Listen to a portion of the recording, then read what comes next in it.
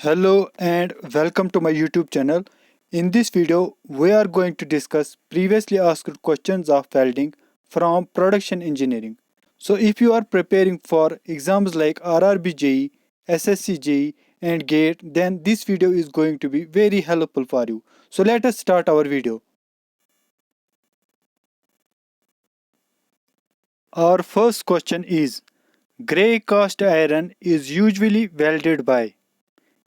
The options are gas welding, resistance welding, arc welding, or tungsten inert gas welding. The right answer for this question is part A, gas welding.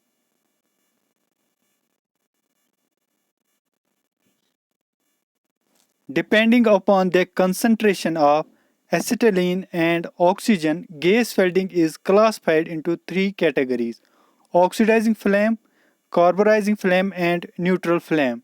Oxidizing flame is used for non-ferrous metals like brass and bronze. Reducing flame is used for aluminum, nickel, and high carbon steel, while as neutral flame is used for ferrous metals like grey cast iron and mild steel and copper. Here we have been asked the welding of grey cast iron. So grey cast iron is welded by neutral flame. So grey cast iron is welded by neutral flame of gas welding. So part A is the right answer. Now we will move to our next question. Tungsten inert gas welding, also known as TIG welding, is best suited for welding mild steel, aluminum, carbon steel, or silver. The right answer for this question is part B, aluminum.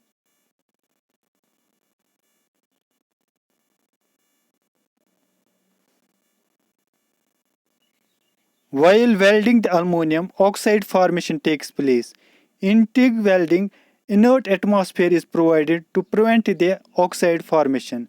So aluminum rapidly oxidizes when exposed to atmosphere, forming a thin oxide layer with a high melting temperature. Thus in aluminum, oxide formation takes place that needs cleaning of oxides. TIG welding uses AC current where cathodic cleaning of aluminum occurs in one half. Now we will move to our next question.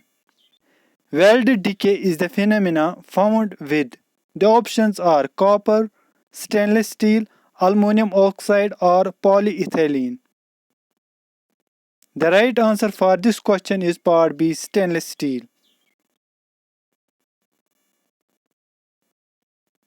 In stainless steel material, due to fast rate of cooling, chromium present in the base metal will be converted into chromium carbide. Thus, due to lack of chromium, corrosion takes place and forms weld decay in stainless steel. So right answer is part B because weld decay occurs in stainless steel due to absence of chromium. Now we will see our next question. Oxyacetylene reducing flame is used while carrying out welding on. The options are mild steel, grey cast iron, high carbon steel, or alloy steel. The right answer for this question is part C, high carbon steel.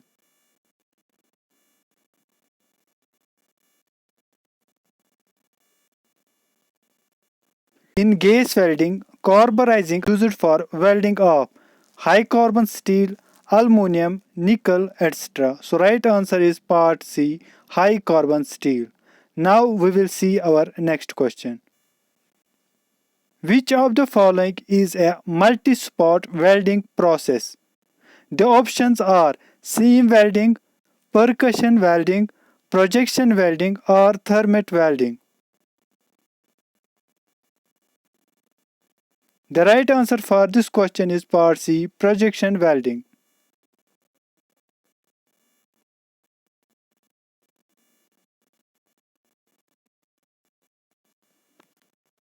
Projection welding is a type of resistance welding also known as multi-spot welding process, while seam welding is also known as continuous spot welding process.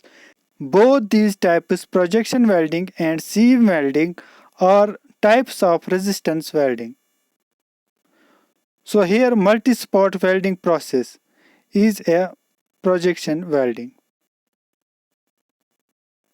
Now we will see our next question. Shield gases used in tungsten inert gas welding are. The options are neon and ozone, helium and neon, argon and helium, helium and hydrogen. The right answer for this question is part C, argon and helium.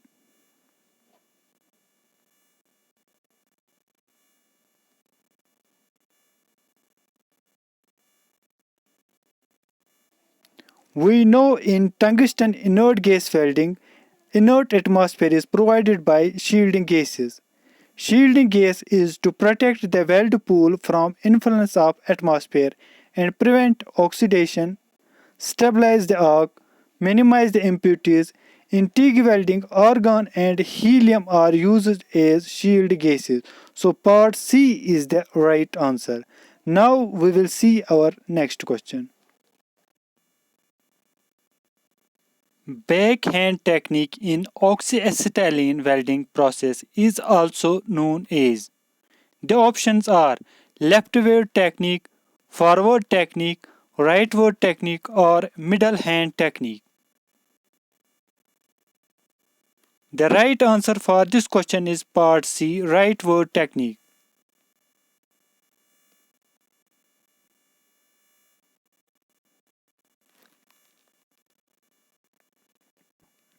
I will try to explain it with the help of a diagram. These are the two techniques used, rightward welding technique and leftward welding technique.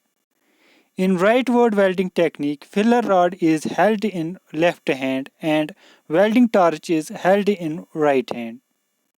Welding starts from left towards the rightward direction. While as in leftward welding, filler rod is held in left hand and weld torch is held in right hand.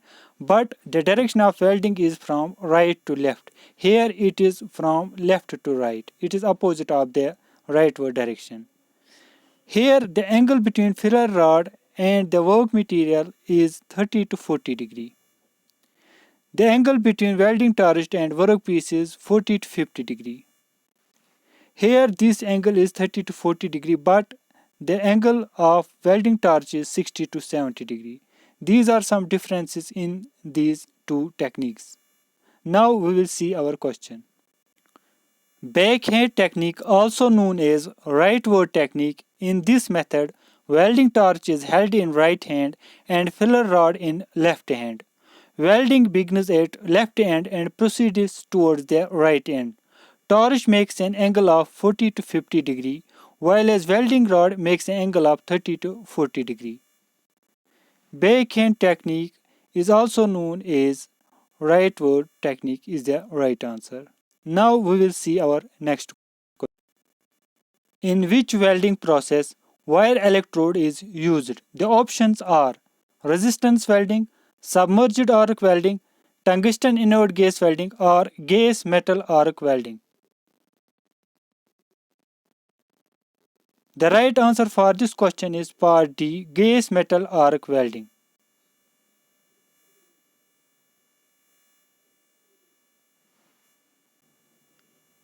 In gas metal arc welding, process wire electrode is used, or we can say consumable wire electrode is used. DC with reverse polarity is used in gas metal arc welding. So D is the right answer. Now we will see our next question. The mixture of aluminum and iron oxide in thermite welding is in the ratio of 1:1, 3:1, 1:3 or 2:1.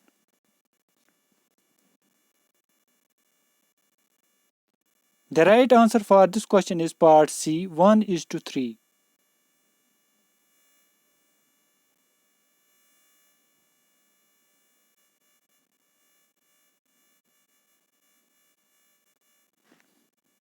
In thermite welding, mixture of aluminum and iron oxide fine powder is kept in crucible in proportion of 1 part of aluminum and 3 parts of iron oxide by mass. So ratio is 1 is to 3. But if it is asked ratio of iron oxide to aluminum, then you have to answer 3 is to 1.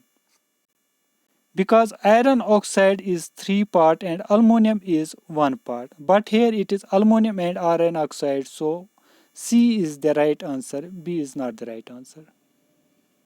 Now we will see our next question.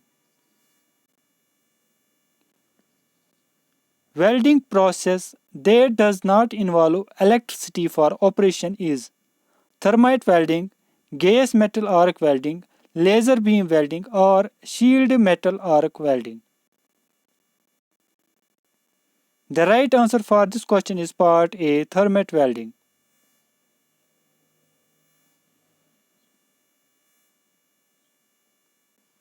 In thermite welding, mixture is ignited by means of firecrackers and burning of magnesium ribbon. Aluminum acts as reducing agent which combines and produces intense heat due to exothermic reaction. So no electricity is used in thermite welding.